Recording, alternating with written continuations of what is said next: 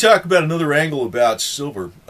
You know, a lot of times people, they're buying silver as a hedge against inflation. That ain't looking too good right now. I gotta admit, you know. But yeah, it's probably going to change around pretty quick. I know a lot of people saying, you know, well, there's two extremes. You got emotional idiots on one side or the other. You know, it's like you got people like, oh, the banksters are on the run. It's going to go to $100. Hey, it may go to $100 in 2014. I mean, I don't know. I mean, it might. It might. Then on the other side, as now that it's down, you got predictors like, oh, yeah, buy fiat cash. Toilet paper's the best. They're jerks, you know. I mean, it's like you got emotional freaking idiots on both sides of everything. But, you know, the consumer price index actually is not an indication of what's going on. That we know. Yeah, I know they got the shadow stats out there, but, you know, consumer price index, and I know like Peter Schiff said this and stuff, like, it doesn't reflect energy and food. Now, those things are going up. But, you know, what do the regular people use first? Food and energy, right? And actually, it's also what's going up. Other areas are going up faster than the consumer price index. And this is acknowledged in the major media. You know, like a lot of people say, yeah, it's a conspiracy. The major media doesn't, it's just freaking trying to gloss everything over. Everything's fine. No, the major media says, that food and energy are rising faster than this consumer price index. And the consumer price index doesn't include a lot of food and energy. You know, they just leave it out, which is stupid. It's like the most common things people need. But on top of that, healthcare services is going rising faster in the consumer price index, price of education, and professional services. So, you know, the problem there, obviously, is that, and you can see that, you know that's true. The major media acknowledges it. What do you think we got this affordable health care bill crap, Obamacare, or whatever you want to call it, you know? But there's ways around it. There's ways around it. Now, I don't want to say that alternative, well, I don't even want to call it alternative. But let's call it lesser cost medicine that primarily uses nature. I don't want to say that that's the be-all, end-all of anything. But that could help sometimes reduce the cost of health care, you know? That may help. That may help. So, you know, I put a lot of stuff out on that shit for that reason. But I actually think, I don't actually totally discount like what the medical professionals do. Not at all. Nah. I don't totally discount what they do. You know, because, but that's, you can actually save a few bucks by doing some of the stuff from nature. You know, the echinacea golden seal root's a good one. The dandelion root, and, you know, the cat's claw is another one probably people never heard of. A lot of stuff like that could actually, you know, fight off disease. Probably a hell of a lot cheaper than what the healthcare industry would say, you know? So, I mean, that's one way to drop your bill a little bit. But, you know, the other thing is, the 99%, basically, they got a way to get them. They got a way to get them, but the way to get the 1% is boring. You know, it ain't like jump out there in Wall Street and hold a sign or some shit. It actually, you know, I don't know what, I can't even say to do something illegal because you're screwed no matter what, but damn, I mean, if you was going to do something like wrong against government policy, well, no matter what you do, you're screwed if you're out in the open about it. But, you know, this thing like what Adam Kokesh is doing with the March on Washington, man, I think that is a big freaking total setup. But I guess if you was going to say, you know, we're going to grow an industrial hemp plant, not you know, not something that people freak out about drugs, and just industrial hemp that has no drugs in it, and we're going to show that, you know, this is how we're going to make a demonstration on how you can make some oil out of it that can run a diesel motor or something, right? Because actually that stuff, actually what's right there, and you know these jerks know it too, man. That's the problem with the freaking, they know it. Food and energy, the two biggest things that are actually costing the average 99% type people the most money, can be solved. Those prices can be solved with just that plant, industrial hemp. So I guess if there's one thing that really keep hammering on these jerks out of the way, is that.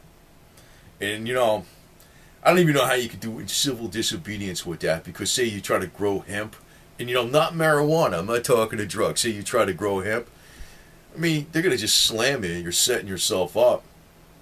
You know, you got to have it legal first, you know. But I guess if there's going to be something that's like civil disobedience, where the majority of Americans would actually find sympathy with you, like your Joan of Arc being burned at the stake. If you get slammed for growing industrial hemp and defying the government, I guess that would be a better alternative than the Adam Kokesh march on Washington with guns. That's stupid, you know. Anyway, the other thing is, what does not. The other thing is where you're seeing like a few select people make a lot of money. It's from the banks too. Let's talk about interest. The interest, the LIBOR is like nothing, right? It's like 0% interest rate. Well, what do the banks charge their customers for credit cards? 10, 12, 15, 18%, right? There's still, like, in other words, there's no, like, usury laws on credit cards, I don't think. I think you can just charge anything you want. And, in fact, you know, with all the compounded interest, I think it's even higher than that, you know. But, you know, people are being forced to use credit cards. Now, I don't use them. I use them, but I pay them immediately. But people are being forced to use them. I use them because you get points on them. That's why I like them. Yeah. But, you know, like you get that 1% rewards program bullshit. I use that. And so I like that shit. But I don't actually use it like where I'm actually borrowing the money. I use it just like cash. That's the only reason I use it. But people who are forced to use credit cards, they're really getting screwed because that's how the banks are making so much money. And actually, of the 1% that's making the money, a lot of it is in the major banking financial sector.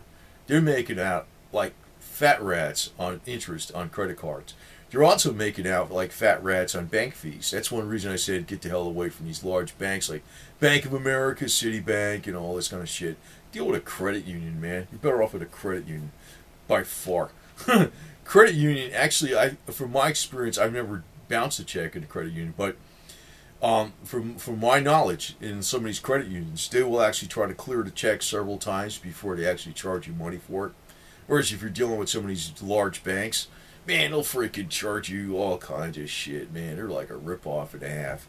And they're making money, like they're also forcing people like to raise the limits on how much they have in checking to get free checking. If it goes, you know, before you used to have to have $100 in there, $500, they'll raise it to $1,000 so you can get free checking. So they're like raking people over the coals left and right. So people have less and less money, so they're charging them more and more for interest. And the price of energy and food's going up, education, healthcare. But, you know, there are ways to cut down some of these things. I know the garden is one of the cheapest ways you could do it, but say the other way around that is to prepare your own food. See, my point is, it's like a shitload of work, but the actual average person has it in their hands to save a lot less, spend a lot less money, than they do normally. Because I can tell you from my observations of like people over the years, man, I've seen so many times that how many people went out to lunch, or somebody goes, I'll pick up this beer here because there's one of those. I'll spend a few bucks here. I'll buy an iced tea here. I'll buy a pack of cigarettes here because it's right here, right now. Or they use, fast food restaurants. Actually, if you prepare your own food, even if you don't grow a garden, you prepare your own food, it's a lot cheaper. So that's one way to fight the consumer price index rises, because actually, in actuality, food and energy is going way the hell up.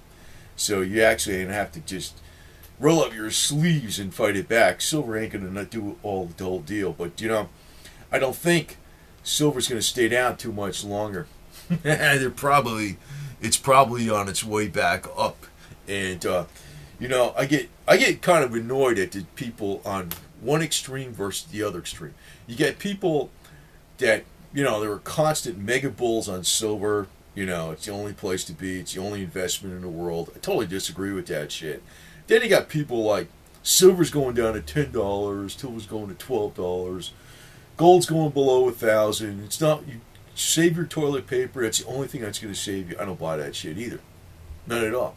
They're both extremists. And the way things look, the consumer price index number is bullshit. That's one reason you're going to have to realize that silver and gold are going to have to go up. The price of energy is going up too. I mean, yeah, you could say oil's been a little below $100 a barrel lately on the WTI, but I don't think, but that's what really low demand supposedly too.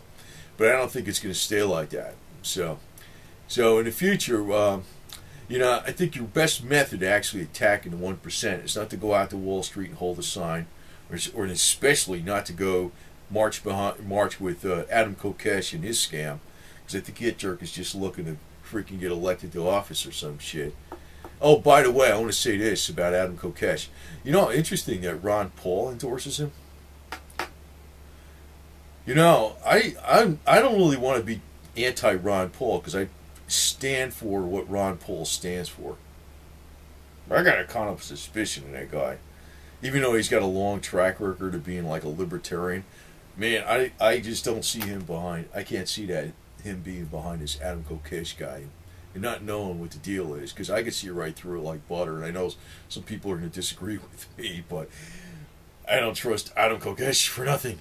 So, but you know, the actual the way to actually fight the 1% is actually boring. It's boring. It's just like, it's not just buying silver. It's like cutting your costs left and right. You know, preparing your own food is just as much as a cost saver as growing your own garden, and it's a lot cheaper and a lot easier. In other words, a lot of times people go to convenience stores to buy iced tea. They go to convenience stores to buy like little items for, you know, food and stuff like that. Skip that. Don't ever do that shit. Also, they buy like frozen, already prepared meals. They're a lot more expensive. Actually, if you cook your own food, it's a lot cheaper. You know, the best one of the deals out there is like the rice cooker and stuff. You know, put your vegetables in there, your different, you know, proteins and meats and stuff like that, with eggs or tuna fish or whatever, and salmon. So, you know, you can make your own food a lot cheaper that way. And a lot of times people just don't do it because it's actually work.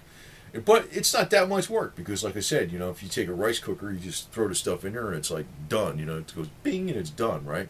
But most people won't even do that. So part of the reason why the 99% is getting screwed is they're allowing themselves to get screwed over. That's part of the reason. So, you know, it's not just them, it's us. So, just want to say this though, like the 99%, it's actually, they're justifiably mad. The actual major media recognizes this. You know, it's not like the whole CNN and Fox and ABC and NBC is all totally against, because they realize, you know, they're not that stupid. They don't want a French Revolution, you know what I mean? Because if you squeeze the 99% too much, guess what happens? They fight back in a very hard way. And you know, that's one thing Lindsey Williams said. The elite don't want a lot of civil unrest. They don't want that shit. So they're looking to appease the 99% somehow or another. They want to just like screw you over slowly so you don't feel it, so you put up with it.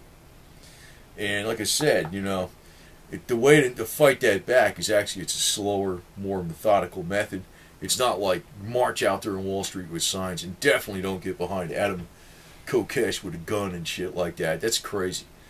Actually, if you're going to do something, you know, I'm not going to recommend to do anything illegal, but if you were to do something like really, like you want to be a martyr and set yourself up for the jaws and the traps of the government, and you want to be a martyr, I think the better thing to do would be to try to grow industrial hemp, not even marijuana, industrial hemp, and just do it because you think it's going to save the world, you know, with energy and good nutrition and, you know, the oils that come from it and all the good things that come from hemp. Then if the government will freaking slam you for doing that, and when they come and slam you, at least you will have popular support. You know, don't get behind Adam Kokesh with his guns and shit. I believe in guns, man. I do. I mean, I do. But I'm not like a violent person. I think of guns like golf clubs. You know what I mean? And I'm pretty chill. But I do hate communists, so you know what I mean. Well, that's enough of that. But I just want to point out that, you know, actually the method to actually fight the 99% is a lot more boring than you think. It's like every nickel dime thing you can do. And I'm going to put out some more videos on saving those nickel dimes. That's important, you know. So besides all this financial talk shit, because don't freaking listen to the guys on the silver crowd right now that are saying it's going to 10, 12. They're just as much a crackpots as the ones that were saying it was going 100 before. They're both extremists, you know. You get all this crap going. It's not going to go like Silver's not going to. I don't know. It could drop a little more, but I don't really think. In other words, it's going to spring back pretty damn hard. And fiat cash is not the place to be. Not the place to be at all. That's the wampum paper being pushed by the elite.